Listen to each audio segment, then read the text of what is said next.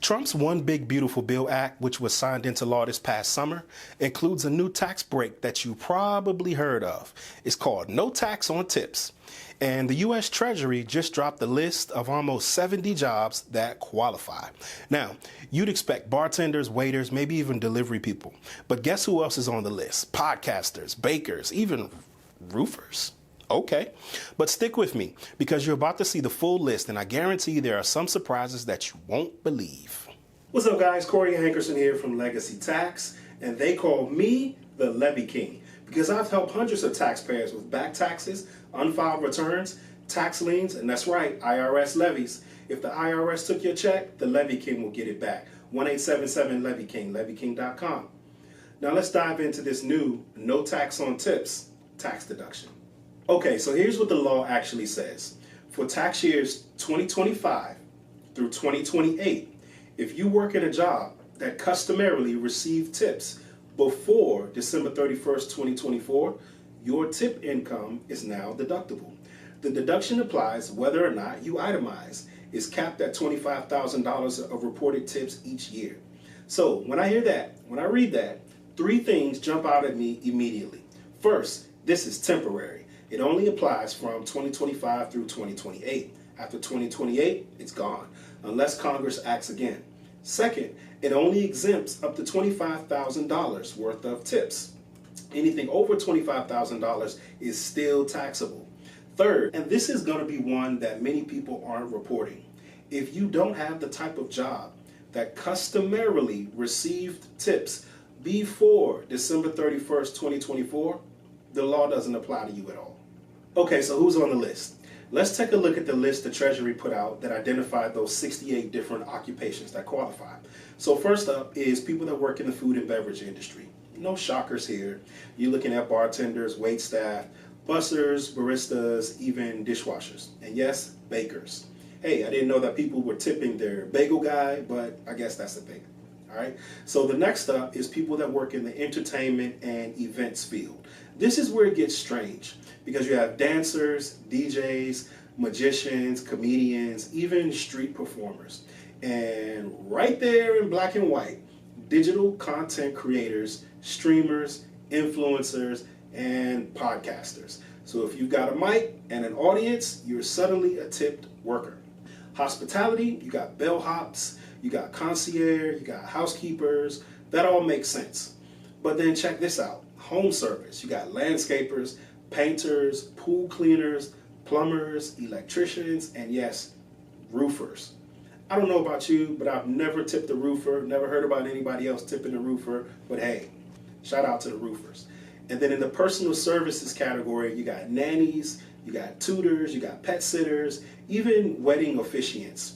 In appearance and wellness, you got barbers, tattoo artists, yoga teachers, massage therapists, and then finally there's transportation and delivery.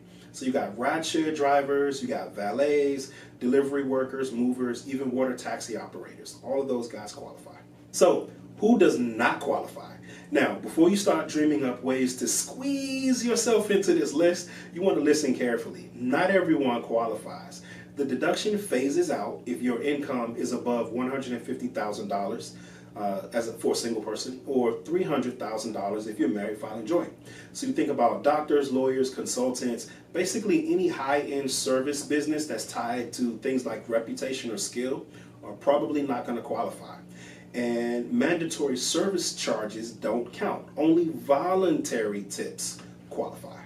Okay, so now this is not free money, right? You're still going to owe Social Security and Medicare taxes on those tips. State and local taxes are still going to apply just as they always did. Just because this thing is made, has made your tipped income tax-free at the federal level, that does not mean that it's necessarily going to be tax-free at the state level. The states are free to adopt federal law, and some of them, no doubt some of them will, but a lot of them don't. A lot of states make their own rules and their own laws. So again, just because tips are going to go tax-free at the IRS level doesn't mean that your state won't decide to go ahead and tax them. And if you thought you could slap a tip line on your invoice to dodge taxes, forget about it. The Treasury already said fake tips won't fly. So bottom line, you'll receive some federal income tax, but it's not the jackpot that some folks think.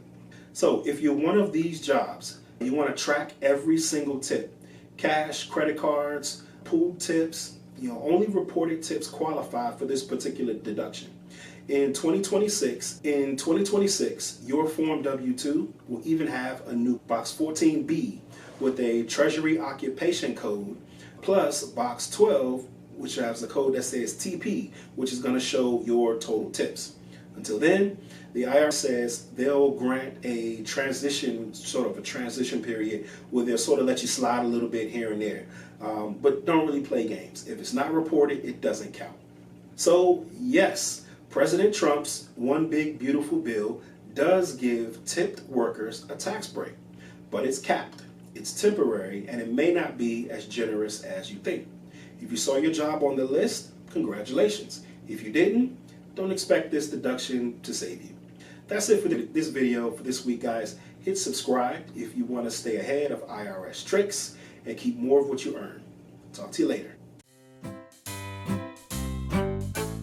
1877 Levy King, L-E-V-Y Levy King, 1877 Levy King, LevyKing.com.